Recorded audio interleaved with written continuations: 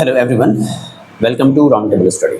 देखो कंटिन्यू करते हैं अपने हम इस सीरीज को जो कि हम लोग पढ़ रहे थे अपने क्लास 10th की history chapter 1 rise of nationalism in Europe. Okay, तो हमें यूरोप में क्या करना है भाई, एक राष्ट्रवाद लाना है, अपने देश के प्रति प्रेम लाना है। ओके, तो हमने क्या क्या चीज़ें पढ़ी अब तक आप लोगों को क्लियर है? इसके पिछले वाले वीडियो में हमने डिस्कस किया था।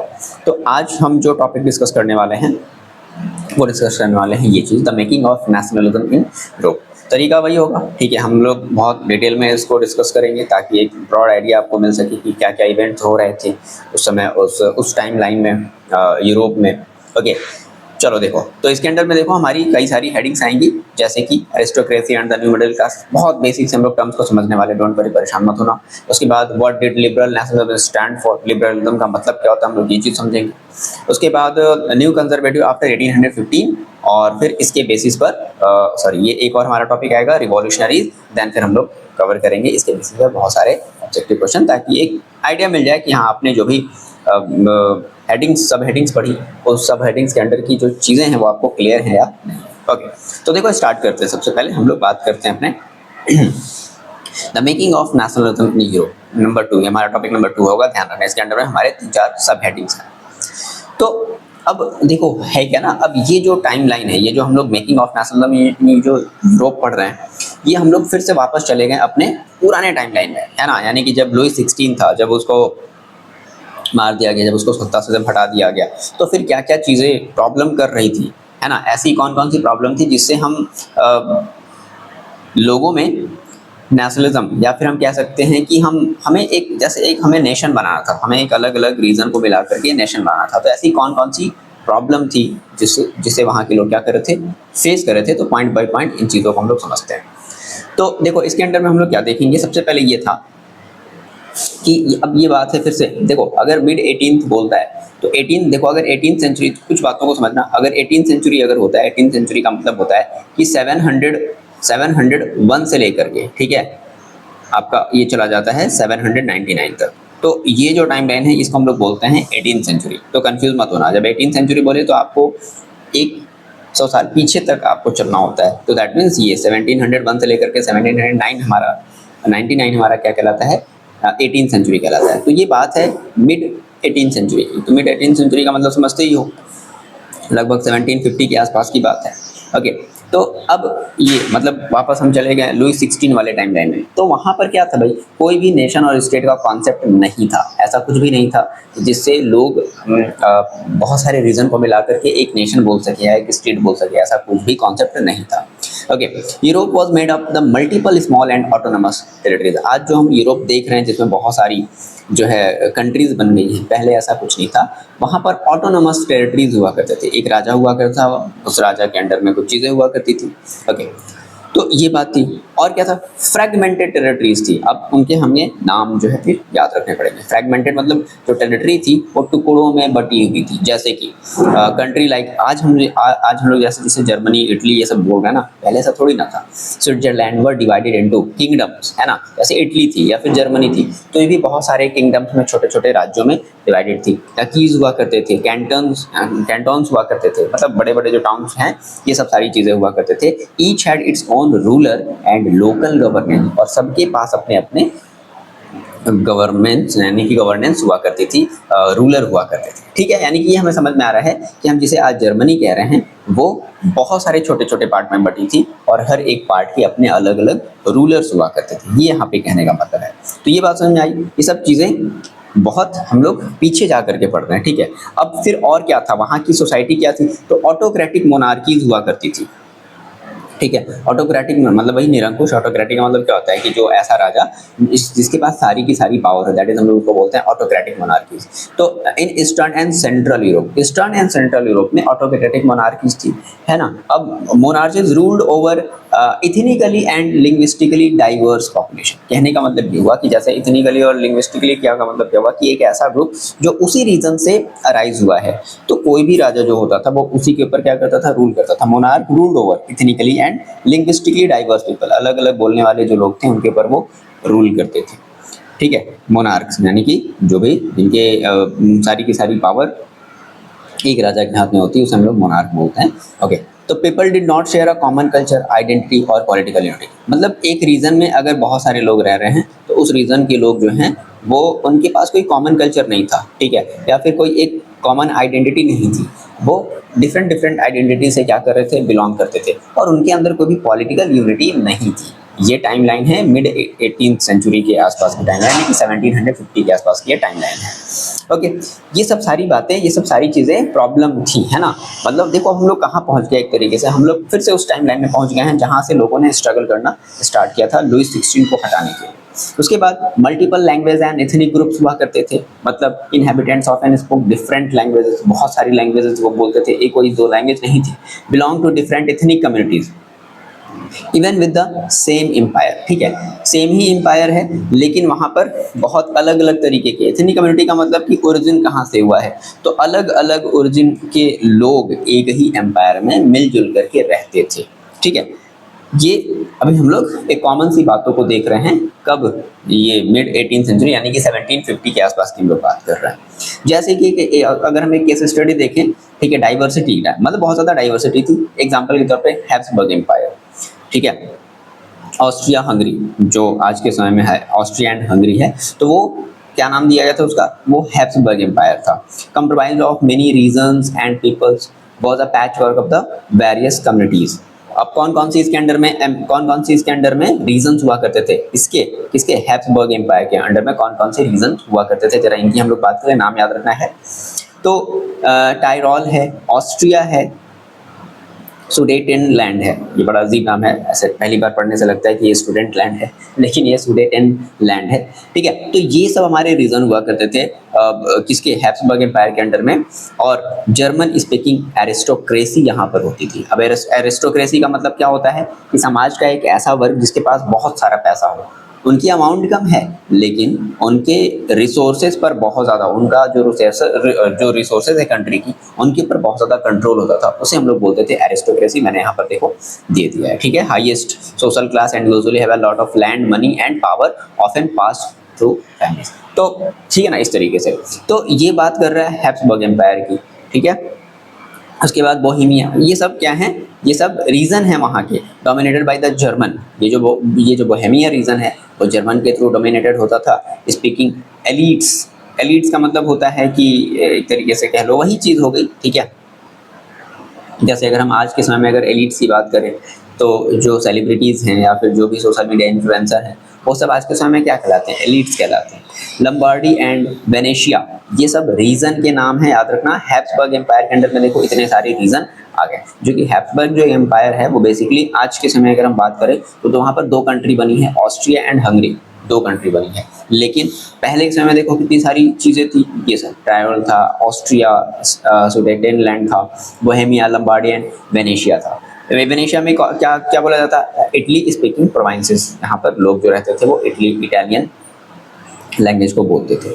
इस तरीके से फिर देखो हंगरी था, जहाँ पर 50% स्पोक मैग्यार बोलते थे, एक लैंग्वेज है।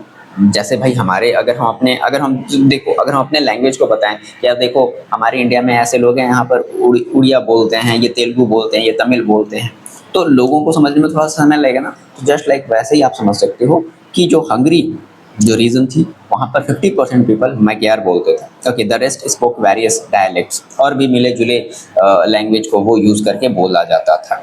जैसे हमारी हिंदी है तो हिंदी हमारी क्या, कई सारे लैंग्वेज को मिला जुला करके बनी है। ओके, उसकी इसी तरीके से गैलीसिया, यहाँ पर लोग क्या बोलते थे, पॉलिश स्पीकिंग एरिस्टोक्रेसी मैंने ऑलरेडी आपको बता दिया कि क्या होते हैं एरिस्टोक्रेसी। ओके, तो ये सब हमारे रीजन क्या थे, बहुत सारे हमारा जो एम्पायर हुआ करता था वो बहुत सारे रीजन में बटा हुआ था। तो अभी ये बात है मिड 18th सेंचुरी, मतलब कि अभी लुईस 16 को हटाया नहीं गया है, ये एक कंपोजिशन बता रहा है कि देखो भाई यूरोप का जो समाज है वो किस तरीके के लोगों से बना हुआ है, डिटेल में समझो, ठीक है। डोंट वरी, टेंशन मत लो, आगे बढ़ते हैं। देखो अदर सब्जेक्ट पीजेंट कम्युनिटीज़, कुछ और भी कम्युनिटीज़ हुआ करती थी, जैसे पीजेंट मतलब किसानों वाली जो कम्युनिटीज़ हैं वो, जैसे कि बोहेमियंस एंड स्लोवाक्स, ये नॉर्थ में थे यूरोप की, ये सब पूरी बात हो रही है यूरोप की, तो यूरोप के नॉर्थ में रहते थे। सोल्वेंस इन कैर्नियोला, क्रोएट्स नाम याद रखोगे, साउथ में रहते थे, और रोमन्स यानी कि रोमानियंस इन ट्रांसिल्वेनिया ईस्ट में। तो ये सब आपको नाम याद रखने हैं कि देखो मैंने कुछ एक्स्ट्रा मैंने इसमें ऐड नहीं करी है, ठीक है। आप जब एनसीईआरटी को पढ़ोगे तो एनसीईआरटी में जो भी चीज़ें आपकी आई हैं, है ना, जैसे हैप्सबर्ग एम्पायर था, तो जो कि रूल्ड करता था आज के समय ऑस्ट्रिया एंड हंगरी, मैंने जो कि बताया, है ना। Patchwork of the many different region and people, it include Alpine region, Tyrol, Austria, Sudetenland, ये सब सारी चीज़ें, ओके, एज बोहेमिया।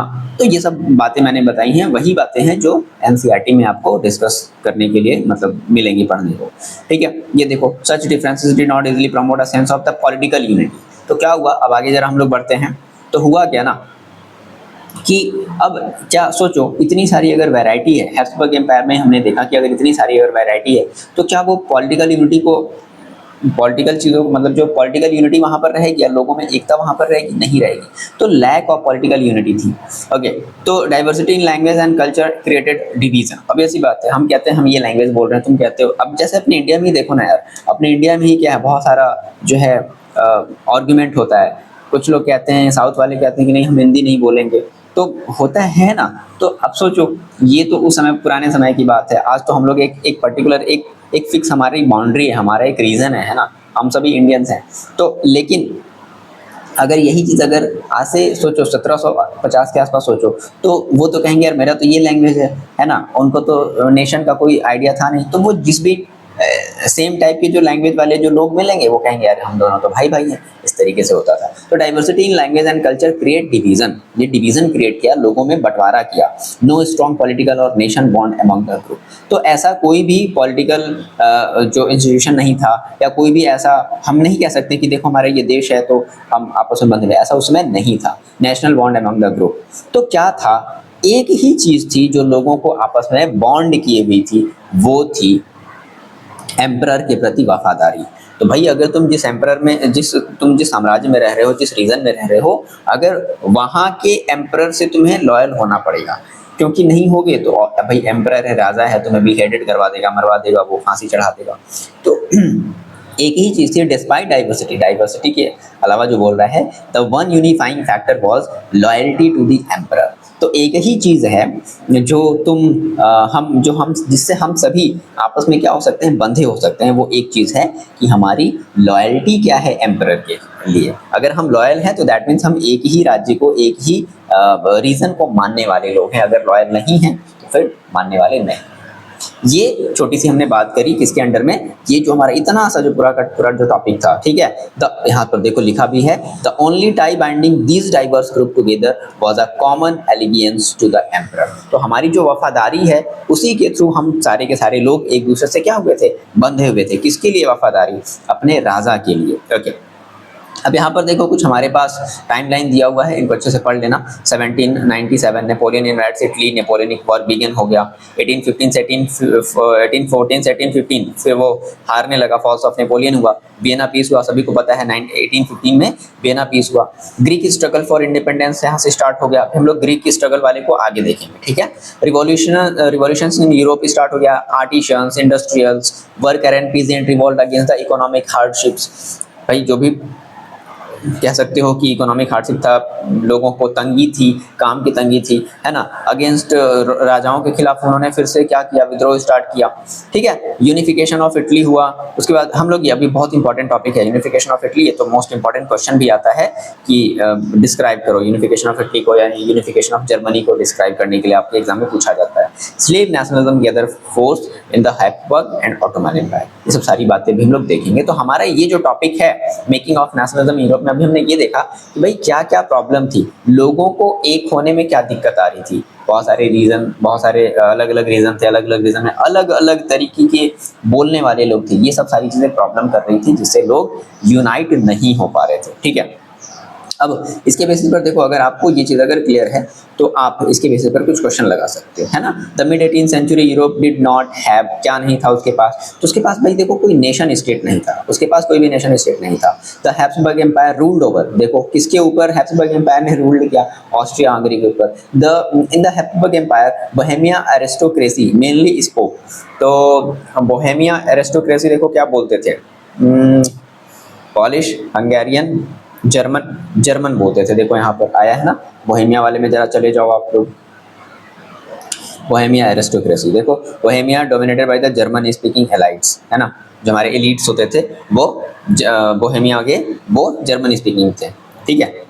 आगे देखो क्या है, तो क्या हो जाएगा इसका, in the Habsburg empire Bohemia aristocracy mainly speak German, which region was inhabited by Italian speaking people under the Habsburg empire. तो ऐसा कौन सा रीजन था जो इनहैबिटेड था इटालियन स्पीकिंग पीपल। हाँ ओके, ये तो इसमें मेंशन नहीं है, क्या मिस हुआ है।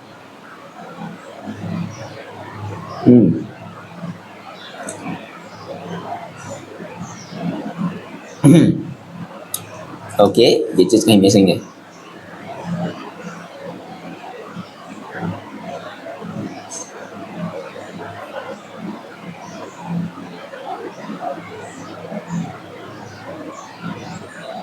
अल्पाइन रीजन होगा फिर, और क्या। ये वाला कहाँ गया, अल्पाइन रीजन ऑप्शन दिया गया, जरा देखो तो।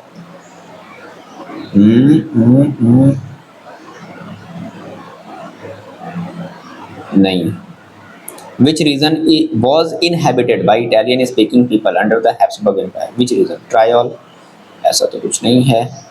ट्रायल के बारे में देखो क्या बताया है, जर्मन स्पीकिंग यहाँ पर एलिट्स हुआ करते थे, लंबार्डी and Venetia Italian speaking provinces थी। ओके शाउट्स, ट्रांसिल्वेनिया नहीं, कुछ चीज़ मिसिंग है। ओके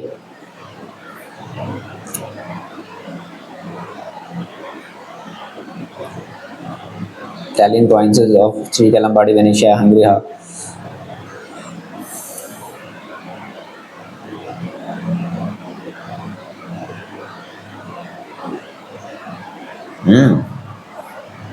एक मिनट, ठीक है। देखो यहाँ पर ये चीज़ मिस्टेक हो रहा था, ठीक है। तो यहाँ पर साफ साफ तो लिखा है, ध्यान नहीं जा रहा था। ओके, तो क्या कह रहा है कि कहाँ गया, हाँ, which region was inhabited by the Italian speaking people under the Habsburg empire. तो ये अपना लंबार्डी एंड वेनेशिया। ओके, ये जो ऐसा रीजन है जो यहाँ पर लोग रहते थे। देखो जैसे यहाँ पर ये चीज़ है ना, ये लंबार्डी एंड वेनेशिया तो इटालियन स्पीकिंग प्रोविंसेस थी, यहाँ तक कि ऐसे लोग थे जो इटालियन लैंग्वेज को बोलते थे। ये सब सारी बात हम लोग समझ रहे हो। अगला देखो, इन Hungary half the population spoke. तो हंगरी में हाफ ऑफ द पॉपुलेशन क्या बोलता था, magyar। हंगरी वाला देखो हमारा कहाँ गया, हाँ हंगरी देखो, तो 50% पीपल क्या बोलते थे, magyar बोलते थे। ओके, और जो रेस्ट थे वो डायलेक्ट मतलब मिली जुली लैंग्वेज को मिला करके बोलते थे। गैलिशिया जो पॉलिस, गैलिशिया हमारी क्या थी, पॉलिस। तो यही सब बातें आपको ध्यान रखनी है, की पॉइंट्स आपको याद रखने हैं, क्योंकि हिस्ट्री है तो देखो याद करके तो रखना ही चलेगा। In Hungary half of the people spoke magyar हो गया। The aristocracy in Galicia mostly spoke Slovak, ठीक है। ये तो है ना, अभी जस्ट थोड़ी देर पहले देखो गैलिशिया में क्या बोलते थे, सॉरी ये पॉलिश स्पीकिंग एरिस्टोक्रेसी थी वहाँ पर। तो क्या हो जाएगा इसका, पॉलिश। ओके, पॉलिश लैंग्वेज को बोलते थे। The only tie binding diverse group in the Habsburg empire was, ऐसा क्या था जो लोगों को एक साथ बांध रख सकता था, वो था एम्परर की एलिगेंस, मतलब एम्परर के प्रति वफादारी। अगला, नेपोलियन इन्वाइडेड इटली। तो ये देखो यहाँ पर ये चीज़ है, इटली पर उसने कब इन्वाइड किया, तो लगभग 1797 के आसपास उसने इन्वाइट करना स्टार्ट कर दिया था, ठीक है। इन्वाइट करने का मतलब हम लोग समझते हैं कि वो क्यों इन्वाइट किया। आई होप की बात है वो क्लियर है। इसके पहले वाली वीडियो में हमने डिस्कस किया है कि नेपोलियन ने इटली के ऊपर इन्वाइट क्यों किया। Okay, the Greek struggle for independence begin in 1821 के आसपास से स्टार्ट हो गया। Unification of Germany to place between, Germany का यूनिफिकेशन कब हुआ, तो ये देखो यह चीज़ है, तो है ना, ये सब सारी चीज़ें। यूनिफिकेशन ऑफ इटली 1859 से 1870 और यूनिफिकेशन ऑफ जर्मनी, मतलब कि देखो आपको इंपॉर्टेंट जो डेट हैं वो अब इस वीडियो में याद रखनी पड़ेगी, क्या क्या है, इससे भी रिलेटेड आपके डायरेक्टली क्वेश्चन पूछ सकता है। ओके, तो हमने अभी इस वाले पार्ट को देख लिया, ध्यान से सुनना मेरी बात, हमने अभी इस वाले पार्ट को देख लिया है। नाउ अब हम लोग बात करते हैं aristocracy and new middle class की बात करते हैं।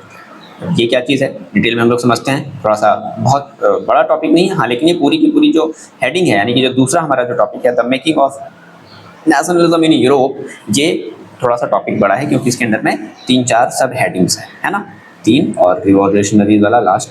ओके, 4 हमारी सब हेडिंग्स है, इसलिए थोड़ा सा ये टॉपिक हो जा रहा है बड़ा, बट डोंट वरी, पढ़ने में मज़ा आना चाहिए, ठीक है, पढ़ रहे हो, समझ में आ रहा है, ये अच्छी बात है। अब देखो बात करते हैं हम लोग इसके topic number 1, the aristocracy and the new middle class.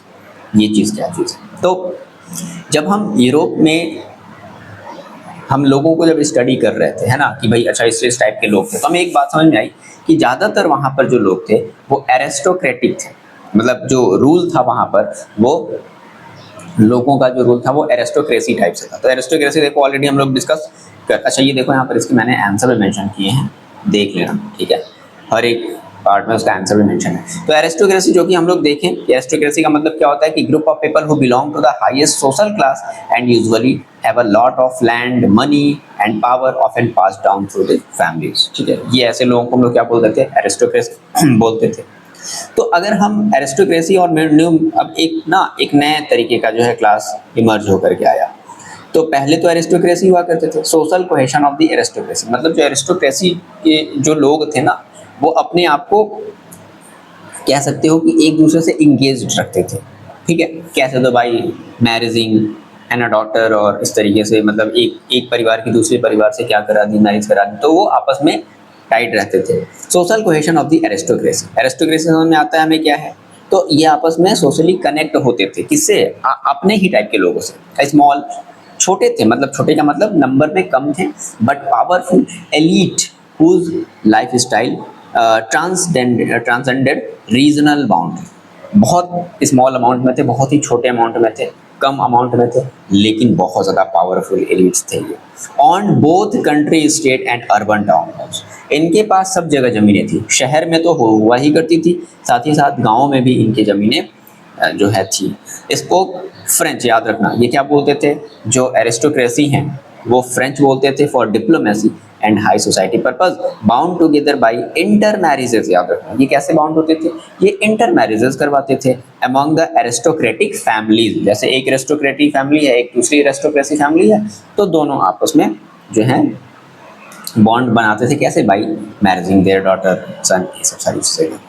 ये हो गई हमारी एरिस्टोक्रेसी क्लास की बात हो गई। नाउ हम अब दूसरे जो टाइप की बात करते हैं वो है पीजेंट्री एज द मेजॉरिटी।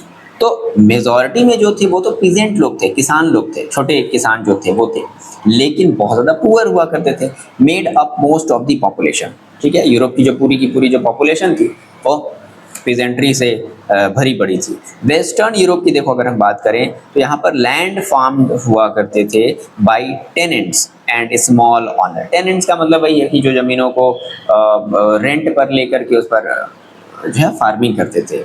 तो वेस्टर्न यूरोप की बात है, मतलब पूरे यूरोप में बहुत सारे यूरोपियन ये पीजेंट्स भरे हुए हैं, फार्मर्स भरे हुए हैं, लेकिन अभी अलग अलग बता रहा है। तो ये वेस्टर्न यूरोप की बात बताया। सेंट्रल एंड ईस्टर्न यूरोप में क्या बताया, vast noble estates work by serf. तो सेंट्रल और ईस्टर्न यूरोप में बहुत नोबल मतलब जो बड़े फैमिली के जो लोग थे वो थे, लेकिन वो वर्कड बाय सर्फ, यानी कि उनकी जमीनों पर जो लोग थे वो कौन से लोग काम करते थे, सर्फ्स काम करते थे। अब ये सर्फ्स क्या चीज़ है, सर्फ्स का मतलब होता है एक तरीके से बंधुआ मजदूर। आपने किसी एक पर्टिकुलर पर्सन को खरीद लिया, बाई कर लिया अपने खेतों में काम कराने के लिए, तो दैट इज वो हमारा क्या कहलाएगा, सर्फ्स कहलाएगा, ठीक है। उसके बाद आगे देखो क्या है, rise of industrial production and trade. तो अब धीरे धीरे क्या होगा, ऑब्वियस सी बात है, इंडस्ट्रियल प्रोडक्शन बढ़ेगा, मतलब जो कि इंडस्ट्रियल रिवॉल्यूशन भी होने वाला है यूरोप में, मतलब हम उस टाइम लाइन की बात कर रहे हैं। तो rapid growth of town and new commercial classes निकल करके सामने आई। These classes lived off production for market rather than landed rents. तो अब ये जो हैं क्या करती थी, मतलब एक तरीके से एक नई तरीके की क्लास, ठीक है, न्यू कमर्शियल क्लासेस निकल करके हैं, जैसे बिजनेसमैन वगैरह हो गए, सब सारे लोग निकल करके हैं। तो ये जो हैं lived off production for market rather than landed rents.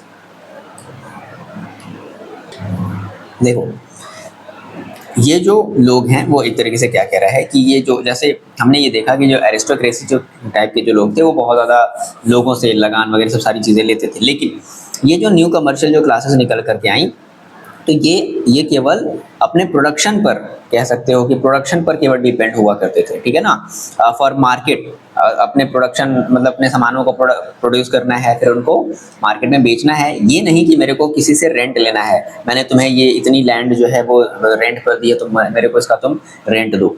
नहीं नहीं, ऐसा वो नहीं करते थे, ठीक है। तो लिव्ड ऑफ प्रोडक्शन मतलब अपने सामानों को प्रोडक्ट करते थे, बनाते थे, प्रोड्यूस करते थे, एंड देन वो मार्केट पर डिपेंड रहते थे, रदर देन लैंडेड रेंट्स, यानी कि रेंट्स लेने की बजाय वो मार्केट पर डिपेंड रहते थे।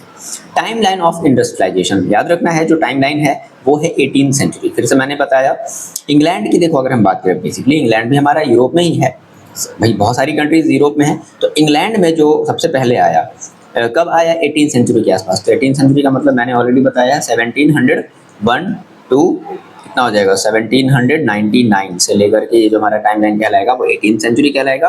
19th सेंचुरी की बात करें तो 1801 से लेकर के 1899 तक का जो टाइम लाइन कहलाएगा वो हमारा 19th सेंचुरी कहलाएगा।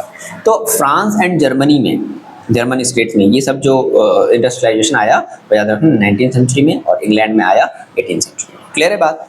आगे है देखो इमर्जिंग सोशल ग्रुप्स। तो अब यहाँ से सोशल ग्रुप्स भी इमर्ज होने, जैसे कि एक वर्किंग क्लास आने लगा। अभी कोई अलग से नहीं है, अलग से कोई पैदा नहीं हुए, ये पहले से ही एग्जिस्ट करते थे, लेकिन इनकी कंडीशन थोड़ी बदली, तो अब ये वर्किंग क्लास कहलाने लगे। जैसे कि इनमें क्या क्या आ गए, याद नाम रखोगे, वेज अर्निंग लेबरर हुआ करते थे, जो कि फैक्ट्रीज में काम करते थे और वर्कशॉप में काम करते थे, ये हमारे वर्किंग क्लास हैं। और यहाँ से एक नया क्लास निकल करके आया, न्यू मिडिल क्लास, ठीक है। मतलब उसमें कौन हुआ करते थे? Industrialist, entrepreneurs and professionals. Professionals में जैसे लॉयर हो गया, टीचर हो गया, और भी मतलब जो भी नॉलेजेबल जो पर्सन हुआ करते थे उस टाइम के, वो उन इस न्यू मिडिल क्लास में आ गए। तो एक नया सोशल ग्रुप इमर्ज होना स्टार्ट हुआ यूरोप में 17th और 18th सेंचुरी के बीच में, new middle class and working class. ये वर्किंग क्लास देखो कोई और नहीं थे, जो पीजेंट्स वगैरह जिनको अब कोई खेती का काम नहीं मिलता था, ये वही क्या बन गए? वर्किंग क्लास बने। अच्छा, एक और चीज हम लोग देखते हैं, regional variation in the class growth. तो रीजनल वेरिएशन का मतलब क्या हुआ कि in central and eastern Europe industrial and commercial classes remained small. ये बात बता रहा है कि सेंट्रल और ईस्टर्न यूरोप में जो इंडस्ट्रियल और जो कमर्शियल क्लासेस थे वो स्मॉल थे, लेकिन until the late 19th century बहुत छोटे अमाउंट में थे, ठीक है। लेकिन फिर जब इंडस्ट्रियल जब रिवॉल्यूशन आया तो फिर इनकी अमाउंट बढ़ी।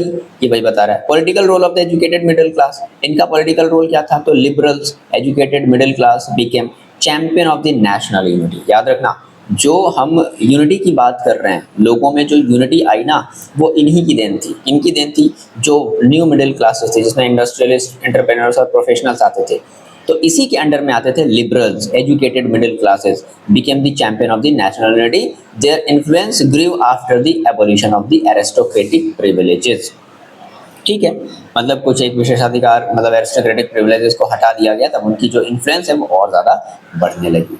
तो कहने का मतलब ये हुआ कि देखो एक नए क्लास की हमें बात समझ में आ रही है कि एक नया क्लास यूरोप में उभर करके आया, और उस नए क्लास को मैंने नाम दिया न्यू मिडिल क्लास, जिसमें इंडस्ट्रियलिस्ट, एंटरप्रेन्योर्स और प्रोफेशनल्स हुआ करते थे। ठीक है, इन्हीं की बदौलत जो लोग हैं वो आपस में यूनाइट हुए। इन्होंने लोगों मतलब राजाओं को, जो एरिस्टोक्रेटिक जो राजा थे जैसे कि लुई 16 हमारे फ्रांस में था, तो उसको हटाया गया। ये सब इन्हीं की बदौलत। ठीक है, अब इसके बेसिस पर देखो ये आपको नोट्स मिल जाएंगे, इसके बेसिस पर आपको ये सारी चीज़ें ट्राई करनी है। ठीक है, हम लोग जल्दी से इसको फिनिश करते हैं, सारे टॉपिक को फिनिश करते हैं। बहुत इजी है, ट्राई करना, पहले पढ़ लेना, देन उसके बाद ट्राई करना, और अगर कंफ्यूजन होगा तो आप इसके आंसर को देख सकते हो। ठीक है, आगे बढ़े। नाउ नेक्स्ट हम लोग बात करते हैं एरिस्टोक्रेसी एंड मिडिल, हमारे क्लास हो गए ये यहाँ से aristocracy and the new middle class. Now next हम बात करते हैं what did liberal nationalism stand for. देखो लिबरल का मतलब होता है, सीधी सी बात समझ लो, कि ऐसे लोग जो हर एक कॉन्सेप्ट को एग्री करें। एग्जाम्पल के तौर पे जैसे अगर हम लोग अपने दादा से बात करें तो उनकी सोच थोड़ी कंजर्वेटिव होगी। समझना, मैंने कहा कि आप उनसे जाकर के पूछो कि जो सेम सेक्स मैरिज है वो कैसा है, तो भगाएंगे मार करके तुम्हें, वो इस चीज़ को एक्सेप्ट नहीं करेंगे। अब यही चीज़ जो है वो लिबरल से जाकर के पूछो कि सेम सेक्स मैरिज क्या है, कैसा है, तो कहेंगे हाँ ये उनकी मर्जी है। ओके, दैट इज, मतलब मैंने एक एग्जांपल दिया जिससे आप लिबरल को समझ सको कि लिबरल एक्चुअल में क्या फील करते हैं, कैसा फील करते हैं। वो अलग बात है, वो आपके, अब आप अपने हिसाब से देख लो कि आप क्या हो क्या नहीं हो, लेकिन कोई ये जरूरी नहीं है, ठीक है, कि हमेशा जो है अगर हम लिबरल है तो दैट मीन्स ये सही है, ऐसा कुछ नहीं है, कोई जरूरी नहीं। जैसे कि मान लो ये भी चीज़ कही जाती है कि जो इन्फेंट्स को जो किल किया जाता है, ठीक है, तो उसमें भी लिबरल लोग कहते हैं कि हाँ ये उनकी मर्जी है, इन्फेंट्स को हम पैदा होने से ही पहले क्या कर सकते हैं, अगर हमें नहीं बनना है मॉम और डैड तो हम इन्फेंट्स को, दैट इज एक अलग मैटर है। लेकिन कहाँ, ये कहीं भी किसी भी हद तक सही नहीं। अब इसी को जो कंजर्वेटिव जो लोग हैं वो एकदम इसका अपोज करेंगे कि नहीं ऐसे कैसे कर सकते हो तुम, और कुछ हद तक ये भी बात सही है। तो अब वो अपने हिसाब से देख लेना है, ठीक है। तो हमें लगता है कि एक नया टर्म देने की जरूरत है ना, लिबरल और कंजर्वेटिव के अलावा भी एक नया टर्म देने की जरूरत है जो दोनों की अच्छाइयों को लेकर के आगे बढ़े। फिलहाल आगे बढ़ते हैं। नाउ हम लोग बात करते हैं what did liberal nationalism stands for. Okay, तो लिबरल का मतलब देखो हमें समझ में आता है कि जो लिबरलिज्म है यानी कि उदारवाद, ठीक है, उदारवादी जिसको हम लोग बोलते हैं। तो ये क्या चीज़ होता है कि भाई तो उस किसी सामने वाले पर्सन ने कुछ भी बात कही, तुमने कहा ठीक है, अगर ये तुम्हारे लिए अच्छा है तो चलो ठीक है कर लेते हैं, अच्छा तुमने ये कहा चलो ठीक है कर लेते हैं, दैट इज लिबरलिज्म। ओके, सभी की बात को सुन करके हाँ मान्यता दे देना, ठीक है। और इसमें हम लोग ये चाहते हैं कि इसमें गवर्नमेंट का बहुत ज़्यादा हस्तक्षेप ना हो, बहुत ज़्यादा, हाँ गवर्नमेंट बस इतना ही कर सके कि अगर मेरे को कोई प्रॉब्लम है तो गवर्नमेंट उस प्रॉब्लम को दूर कर सके, ठीक है। तो लिबरलिज्म ओरिजिन हम बात करते हैं कहाँ से, तो the term liberalism is derived from the Latin word Libre. Libre का मतलब होता है मीनिंग फ्री विल, तुम्हारी कोई भी जो फ्री विल है उसके अकॉर्डिंग तुम करो, ठीक है। जैसे देखो अगर हम बात करें कि लिबरलिज्म का मतलब जो वहाँ के मिडिल क्लास थे, हमने देखा अभी जस्टिस के पिछले वाले टॉपिक में, तो लिबरलिज्म का मतलब मिडिल क्लास के लोगों के लिए क्या था। तो liberalism mean individual freedom and equality, ये दो वर्ड याद रखो, इंडिविजुअल फ्रीडम, हर एक पर्सन की इंडिविजुअल फ्रीडम होनी चाहिए, है ना, एंड इक्वालिटी होनी चाहिए बिफोर द लॉ, कानून की नज़र में सभी लोगों को फ्रीडम और इक्वालिटी होनी चाहिए।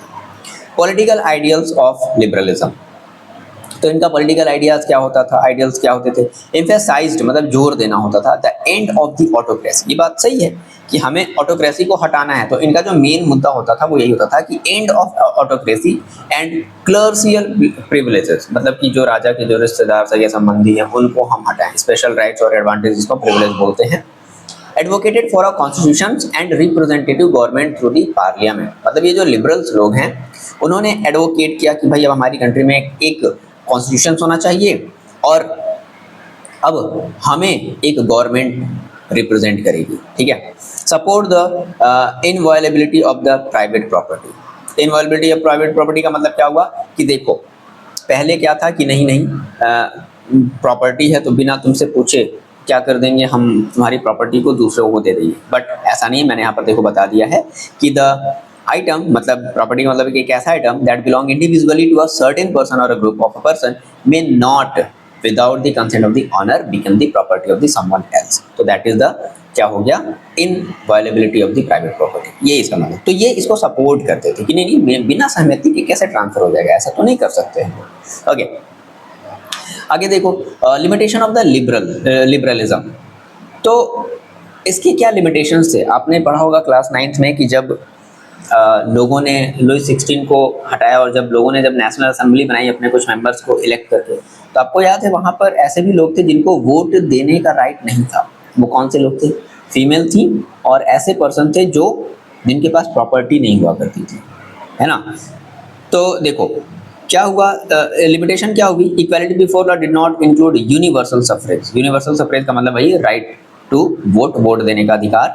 तो लिबरलिज्म ये नहीं दे पाया, उस समय की बात है, अभी की बात नहीं कर रहे हैं, उस समय की बात है। In revolutionary France only property own man could vote. Okay, जब क्रांति हो रही थी तो केवल ऐसे लोगों को राइट दिया गया जिनके पास थोड़ी बहुत कुछ प्रॉपर्टी है। Women and non property owning man were excluded, यही तो रीजन था। Napoleon code further limit women's right treating him as the minor under the authority. फिर जब नेपोलियन ने जब कोड बनाया तो उसने और भी रेस्ट्रिक्शंस कर दिए वुमेन्स के ऊपर। उन्होंने कहा कि नहीं ये जो वुमेन्स है ना इनको तुम एक माइनर की तरह ट्रीट करो, जो भी इनके मेल अथॉरिटी हैं, फादर हैं, हस्बैंड हैं, तो उनके अंडर में इनको तुम ट्रीट करोगे, मतलब इनको हम माइनर ही मानेंगे, चाहे ये जितनी भी बड़ी हो जाए, इन्हें हम वोट देने का राइट्स नहीं देंगे। तो ये लिमिटेशन थी लिबरलिज्म की। वुमेन्स एंड वर्किंग क्लास में, तो पूरे टॉपिक को हम लोग ब्रेक ऑफ कर दिए हैं, ठीक है ना, कि किस किस तरीके से क्या क्या चीज़ें हैं। Women's and working class movement, तो अब इसके खिलाफ भी लोगों ने विद्रोह करना स्टार्ट भाई करेंगे कि नहीं करेंगे, ऑब्वियस सी बात है। महिलाओं का, वुमेन्स का बहुत बड़ा रोल था, कॉन्ट्रीब्यूशन था रिवॉल्यूशंस में, तो उन्होंने फिर से रिवॉल्यूशन स्टार्ट कर दिया, ठीक है ना, मूवमेंट स्टार्ट कर दिए। तो 19th एंड 20th सेंचुरी के आसपास women's and non propertied men organised movements demanding equal political right. तो भाई हमें भी राइट दो, हमने भी तो यार स्ट्रगल किया है, हमने भी तो कंट्रीब्यूशन किया है, तो हमें क्यों नहीं दोगे फिर, ठीक है। ये सब सारी बातें हैं। लिबरलिज्म एंड इकोनॉमी, अगर हम लिबरलिज्म को इकोनॉमी के हिसाब से देखें तो क्या होगा, promoted the freedom of the market and remove the state restrictions on the good and capital movement. सही बात है, मतलब अगर हम लिबरलिज्म को अगर हम इकोनॉमी में अगर ऐड करें तो हमें क्या करना होगा, हमें जो भी रेस्ट्रिक्शंस हैं गुड्स का, कैपिटल का, उन्हें हमें हटाना होगा। The middle class demanded unification for fragmented market for better economic exchange. अब जो मिडिल क्लास थे, जिसमें इंडस्ट्रियलिस्ट आते थे, तो वो क्या सोचते थे कि भाई मेरे को एक ऐसी जगह मिले जहां पर हम अपने सामान को इकट्ठा बेच सके, है ना। तो फ्रैगमेंटेड मार्केट नहीं चाहिए, अलग अलग मार्केट नहीं है कि इसके लिए ये मार्केट, इसके लिए ये मार्केट, इसके लिए ये मार्केट, नहीं, मेरे को फ्रैगमेंटेड मार्केट नहीं चाहिए, मेरे को एक मार्केट चाहिए, है ना। यूनिफिकेशन मेरे को करना पड़ेगा, जो भी टुकड़े फ्रैगमेंटेड मतलब जो भी टुकड़े पार्ट में जो मार्केट है उनको। तो ये थी लिबरलिज्म एंड इकोनॉमी के अंडर में। प्रॉब्लम इन जर्मन कॉन्फेडरेशन, देखो नेपोलियन ने क्या किया था कि जर्मनी को 39 स्टेट्स में डिवाइड कर दिया था, ठीक है। अब हर एक स्टेट की अपनी अलग अलग क्या थी, करेंसी थी, जो कि हमने देखा इसके पिछले वाली वीडियो में। कस्टम्स अलग अलग कस्टम्स हुआ करते थे, मेजरमेंट सिस्टम अलग अलग हुआ करता था, ठीक है। एग्जाम्पल के तौर पे अगर एक मर्चेंट है कोई, अगर मान लो अगर आप एक व्यापारी हो, ठीक है, 1833 में, तो आपको कम से कम 11 कस्टम बैरियर्स को पास करना पड़ेगा। कहाँ से कहाँ तक, हैम्बर्ग और न्यूरम्बर्ग तक जाने के लिए। और क्या था, इनकंसिस्टेंसी इन मेजरमेंट्स थी। द यूनिट एल, जैसे कि अलग अलग जगहों पर अलग अलग, मैंने आपको एग्जांपल दिया था, तो यहाँ का देखो ये एली है ना, ये पता नहीं क्या एली कहेंगे, इसे क्या कहेंगे, L A. For cloth varied across region, जैसे कि मेंज 50, अब जैसे मेंज को अगर हम बोलें तो हमारा जो 1 LA होगा वो मेंज में 55 सेंटीमीटर होगा, ये न्यूरम्बर्ग में 65 पॉइंट ज़्यादा हो गया, 53 कम हो गया, ये कैसे। तो इनकंसिस्टेंसी इन मेजरमेंट, ये सब सारी चीज़ें थी, ठीक है। उसके बाद obstacle to economic growth, different currencies, अब ये सब क्या कर रही थी, ये सब इकोनॉमिक ग्रोथ में ऑब्स्टेकल, एक रुकावट की तरह काम कर रही थी, है कि नहीं। तो different currency customs duties hindered मतलब to make it more difficult to trade and commerce, है ना। ट्रेड और कॉमर्स में ये क्या क्रिएट करती थी, डिफिकल्टी प्रोड्यूस कर रही थी। Okay, this promoted the commercial class to push for economic unification. तो इससे लोग परेशान थे, समझना ये सब बातें क्यों बताई जा रही हैं आपको कि सर मेरे को सबसे क्या लेना देना।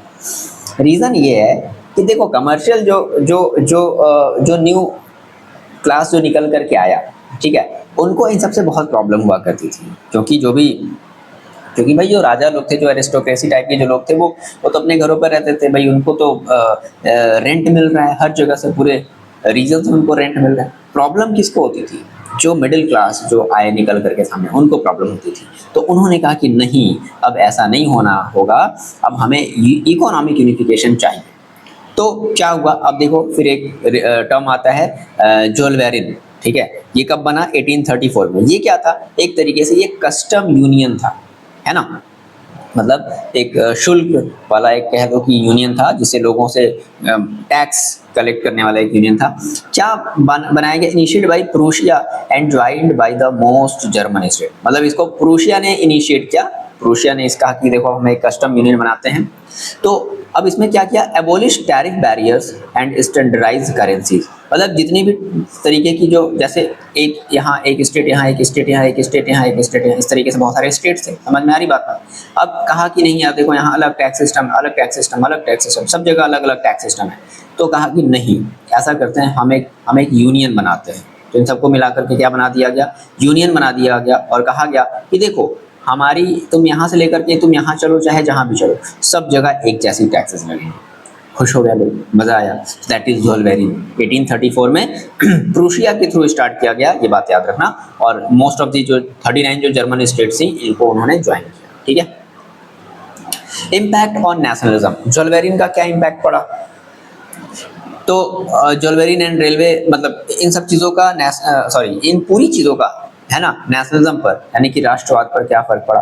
तो इससे क्या हुआ, जो जोल्वेरिन आया, रेलवे नेटवर्क आया, तो इसने स्ट्रेंथ किया नेशनलिस्ट सेंटिमेंट्स को, यार ऐसी भी चीज़ें हैं कि ऐसे करने से तो हमारे ही देश का, हमारे ही इस रीजन का भला हो रहा है।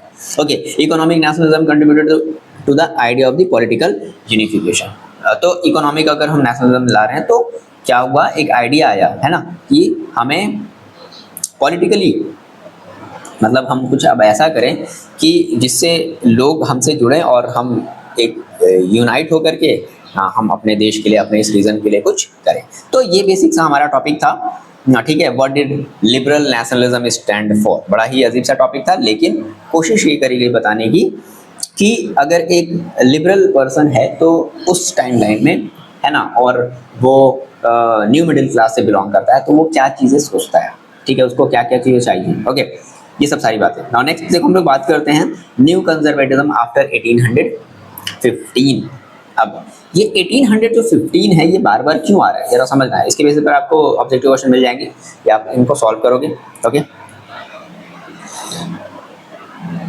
देखो समझना है यहाँ से, न्यू कंजर्वेटिज्म आफ्टर 1850, ठीक है। पता है सभी को कि 1815 में नेपोलियन हार गया था, नेपोलियन को देश से एग्जाइल कर दिया गया, फिर उसकी डेथ हो गई, ये सब सारी चीज़ें हुई। तो अब जो भी मोनार्कियल जो लोग थे उनको तो बड़ी आज़ादी मिल गई ना यार, वो तो कहेंगे ना कि यार देखो तो मज़ा आ गया, नेपोलियन जो कि एरिस्टोक्रेटिक लोगों के खिलाफ था, उसको हमसे, मतलब हमें उससे आज़ादी मिल गई। तो अब वापस फिर से जो यूरोप है ना, फिर से एक बार फिर से एक कंजर्वेटिज्म की तरफ बढ़ने लगा। मतलब फिर से वहीं पर वही राजा जो सामंती टाइप के थे, जो पावर अपने हाथ में लेना चाहते थे, फिर से ऐसे राजाओं के हाथ में पूरा का पूरा यूरोप चला गया। कब की बात है? 1815 के बाद की बात है। पता है फ्रेंच रिवॉल्यूशन हुआ, ठीक है, उसके बाद नेपोलियन आया। नेपोलियन ने बहुत सारे जो है एरिस्टोक्रेटिक राजाओं को, ऑटोक्रेटिक राजाओं को हराया। एरिस्टोक्रेटिक हमारी एक सोसाइटी होगी, ऑटोक्रेटिक राजाओं को हराया, ठीक है। फिर कुछ हद तक इम्प्रूव होने लगा यूरोप, लेकिन उसके बाद फिर से चीज़ें खराब होने लगी। 1815 का समय आता है और नेपोलियन को हरा दिया जाता है। उसके बाद फिर से वापस जो चीज़ें जैसी थी वापस लुई 16 वाले टाइम लाइन में जाने लगी। समझना, वापस कहाँ जाने लगी? लुई 16 वाले टाइम लाइन में। देखो, तो डिफीट ऑफ नेपोलियन हुआ 1815 में, हम सभी लोग जान रहे हैं। European government were driven by the spirit of conservatism. उनको तो मजा आने लगा कि यार अब हमारा रूल वापस फिर से आ गया। They believe that establish traditional institutions. अब उनका क्या मानना था कि हमारे जो ट्रेडिशनल इंस्टीट्यूशंस थे, जैसे कि मोनार्की वो फॉलो करते थे, चर्च को फॉलो करते थे, सोशल हायरार्की को फॉलो करते थे कि देखो ये समाज है, ये क्लर्गी है, ये हमारा है ना, इस तरीके से प्रॉपर्टी एंड फैमिली को जो फॉलो करते थे, अब उनको मजा आने। उन्होंने कहा कि अब हम ये सब सारी चीज़ें फिर से लाएंगे, है ना, शुड बी प्रिजर्व, मतलब इन्हें हमें फिर से लाना पड़ेगा। Conservative also believe that changes initiated by the Napoleon also preserve. एक बात बड़ी इंपॉर्टेंट है, इस टाइमलाइन के जो कंजर्वेटिव थे, यानी कि 1815 के बाद के जो भी कंजर्वेटिव लोग आए, उन्होंने कहा कि यार नेपोलियन ने जो किया अच्छा था, ठीक है, उसने जो भी चेंजेस किए हम उनका समर्थन करते हैं, ठीक है, क्योंकि यहाँ के लोग पागल हैं, इनको अगर कुछ ऐसा वैसा लगा तो फिर से ये क्या करने लगेंगे, स्ट्राइक कर देंगे। तो कंजर्वेटिव लोगों ने समझा कि नहीं, कुछ जो चेंजेस नेपोलियन ने किए हैं हम उनको वैलिड रहने देंगे, बाकी को हटा देंगे, जैसे सब सारी जो चीज़ें थी ये सबको हम वापस अपने टाइमलाइन में ले आएंगे। अब देखो यहाँ पर जब नेपोलियन हार गया तो एक ट्रीटी हुई। ट्रीटी का मतलब संधि की, भाई जब कोई दो राजा जब आपस में लड़ाई करते हैं, जब एक राजा हार जाता है तो जिस राजा को हराया गया उसे संधि करी जाती है। देखो ऐसा ऐसा है, तुमने साहस कैसे करी मेरे से लड़ाई करने की, तुम हार गए हो तो तुम्हारा ये हम ले लेंगे, तुम्हारा इतना खजाना ले लेंगे, ऐसा कर देंगे, वैसा कर देंगे। तो एक ट्रीटी हुई जिसको हमने कहा ट्रीटी ऑफ वियना, हिंदी में कहते हैं वियना की संधि। क्या था इसमें? इंपॉर्टेंट बात है कि इसमें बेसिकली 4 कंट्री थी, याद रखना, है ना। तो 4 यूरोपियन पावर ने मिलकर के नेपोलियन को हराया था, Britain, Russia, Prussia and Austria. Okay, इन सब ने मिलकर के क्या किया था? नेपोलियन को हराया था। तो ऑस्ट्रिया का ड्यूक मैटरनिक, 1815 में एक मीटिंग बुलाता है जिसे हम लोग नाम देते हैं ट्रीटी ऑफ वियना। याद रखना जो ड्यूक मैटरनिक है वो ऑस्ट्रिया का था। They all met at Vienna that is Austria to draw up the settlement for Europe outcome. भाई नेपोलियन हारा है ना, नेपोलियन ने जितनी भी चीजें कब्जा कर रखी थी जो भी इसके अंडर में था, तो हमें उसे बांटना है कि नहीं बांटना है, सारी की सारी जो भी हम जो चारों आपस में जो हैं कंट्रीज, हम उनके चीज़ों को लेंगे कि नहीं लेंगे, क्योंकि हमने हराया है। ठीक है, तो देखो कुछ आउटकम्स निकले। ट्रीटी ऑफ वियना का क्या आउटकम था, बहुत इंपॉर्टेंट है ये चीज़, इंपॉर्टेंट है। What are the outcomes of the treaty of Vienna. तो देखो पहला जो आउटकम था वो क्या था, द बोर्बोन डायनेस्टी, याद है बोर्बोन डायनेस्टी, लुई 16 वाला, was restored the power in France. फिर से वही चीज़ें आ गई, बोर्बोन डायनेस्टी को फिर से पावर दे दिया गया, आ गया। दूसरी क्या आउटकम्स मिली, the France lost the territories annexed under the Napoleon. और फ्रांस ने जो भी टेरिटरी अनेक्ट करी थी, ठीक है, उसको फिर से वापस दे दिया गया जिससे भी लिया गया था। अगला है, a series of state were set up on French boundaries to prevent French expansion in the future. क्या कहा गया कि देखो तुम A series of the state were set up on the French boundary to prevent the French expansion in the future। मतलब तुम क्या करते हो भाई कि बार बार अपनी आर्मी बढ़ाते हो, और जैसे तुम्हारे देश के जो नेपोलियन जैसे लोग आर्मी बढ़ाएं और हमारे देश पर अटैक करके हमें तहस नहस कर दिए, तो अब ऐसा फ्यूचर में नहीं होगा। तो उसके लिए मैंने बाउंड्री बना दी है तुम्हारे जो भी तुम्हारी बाउंड्री है रीजन की, उस पर, जिससे तुम पर नजर रखा जा सके। ओके, अगला क्या है, the kingdom of the Netherlands which include Belgium set up in the north. तो एक नया, ठीक है, किंगडम ऑफ द नीदरलैंड्स को which include Belgium set up in the north, ठीक है, मतलब यूरोप के नॉर्थ में नीदरलैंड्स विच इंक्लूड बेल्जियम, जिसमें बेल्जियम आया, वहाँ पर एक किंगडम इस्टेब्लिश किया गया। जिनेवा एक नाम है, was added to the appointment in the south, ये भी नाम ही है, ठीक है, कि जिनेवा को अपॉइंटमेंट में ऐड कर दिया, सब नाम याद रखो।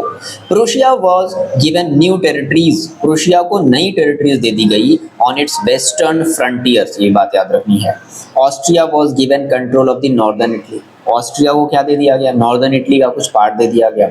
German confederation was left unchanged, और जर्मन में याद है टोटल 39 स्टेट्स बना दिए गए थे, उनको कहा कि छोड़ दो, इसे डिस्टर्ब मत करो। क्लियर है बात। आगे, Russia was given part of the Poland, Russia को पोलैंड का कुछ पार्ट दिया गया। मेन इंटेंशन, तो मेन जो इंटेंशन था, अगर हम 10वें नंबर की बात करें, भाई मेन क्या इंटेंशन है बता दो, ये सब क्यों करना चाहते हो, तो restore the monarchies that have been overthrown by the Napoleon. तो जो मेन इंटेंशन है ना, वो यही है कि हमें वापस से फिर से नेपोलियन ने जो भी हमारी मोनार्की सिस्टम को ओवरथ्रोन किया था, हमें वापस फिर से लाना है। Okay, now the liberal nationalist criticise the new conservative. देखो लिबरल, मैंने अभी थोड़ी देर पहले डिस्कस किया कि what is the meaning of liberal, है ना। तो जो लिबरल नेशनलिस्ट थे, उन्होंने इन सब चीजों को फिर से क्या करना स्टार्ट किया, क्रिटिसाइज करना स्टार्ट किया, है ना। And order for freedom of the press, और उन्होंने कहा कि नहीं, अब तुम ऐसा नहीं कर सकते, ठीक है, तुम्हें प्रेस की फ्रीडम फिर से देनी पड़ेगी। अब ये चीज़ ऐसा नहीं है, नहीं तो हम फिर से वही लुई 16 वाला टाइमलाइन फिर से हम रिपीट करेंगे, समझ रहे हो। अब देखो फिर से यहाँ से फिर से एक बार रिवॉल्यूशन होने वाला है। तो फाइनली हमारा फिर अगला टॉपिक आता है रिवॉल्यूशनरीज। ये बात समझ में आ गई ना, ये सब सारी चीज़ें क्या हैं, क्लियर है ये बात, ठीक है। क्या क्या हुआ, जो ट्रीटी ऑफ जो वियना हुई 1815 में, उसमें क्या क्या करी गई थी, ठीक है। नाउ अब देखो हम लोग बात करते हैं रिवॉल्यूशनरीज की। फिर से फ्रांस में क्या हुआ भाई, फिर से फ्रांस में रिवॉल्यूशन स्टार्ट होगा। क्यों होगा, क्योंकि अब फिर से जो कंजर्वेटिव लोग हैं उन्होंने फिर से अपना कब्जा जमा लिया अपने पुराने इंस्टीट्यूशंस पर। तो द रिवॉल्यूशनरीज यानी कि क्रांतिकारी, जिसे हम लोग हिंदी में कहते हैं। अब देखो क्या हुआ, इनका जो मेन पर्पस था, ये जो रिवॉल्यूशनरीज थे, इनका एक ही काम था, अपोज करना मोनार्कियल फॉर्म्स को, जो भी मोनार्कियल फॉर्म की जो भी गवर्नमेंट बनी ना, उसे अपोज करना था।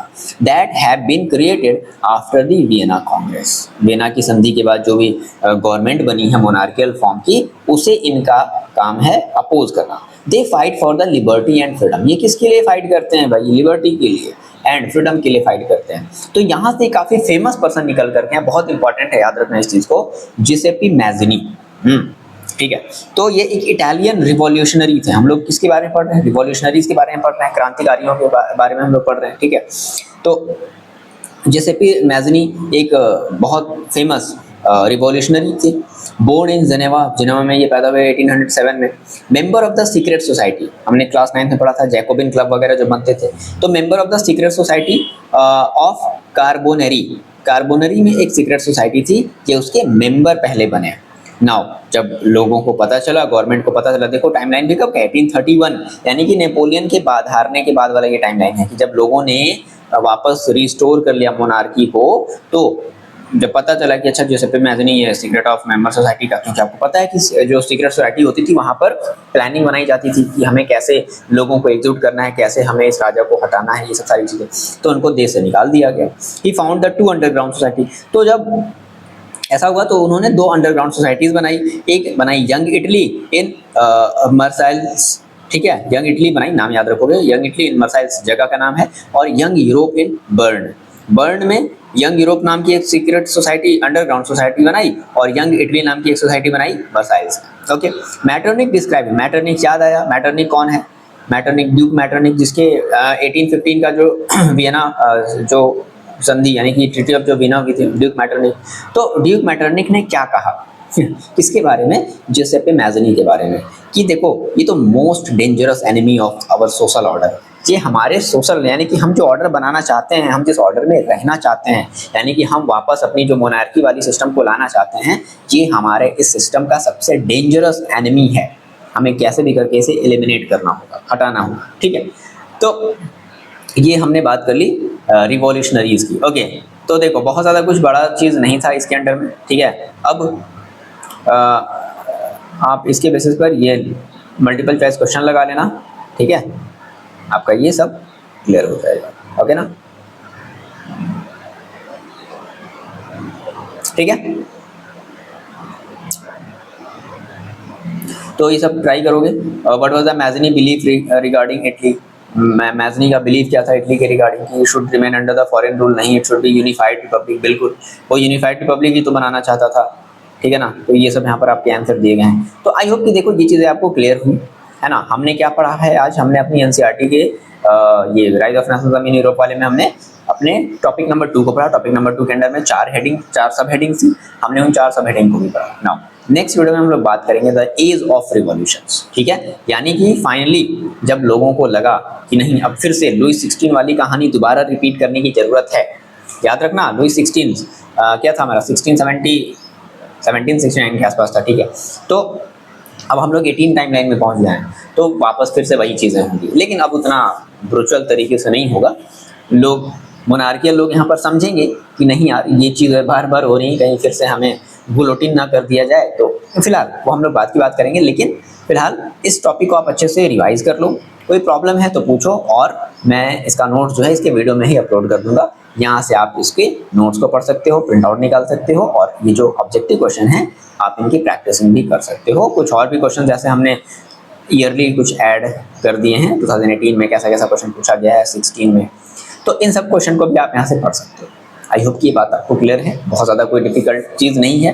डेली पढ़ो, रेगुलर पढ़ो, ये नहीं कि एक ही बार एकदम पाइल अप कर लो और पढ़ने लगे, ऐसा नहीं करना। चलो मिलते हैं नेक्स्ट वीडियो में। पढ़ाई करते रहो, तब तक के लिए अपना ख्याल रखो, और हाँ ये वीडियो को जरूर अपने फ्रेंड से शेयर यार कर दिया करो, ठीक है। चलो मिलते हैं नेक्स्ट वीडियो में। पढ़ाई करते रहो, तब तक के लिए अपना ख्याल रखो।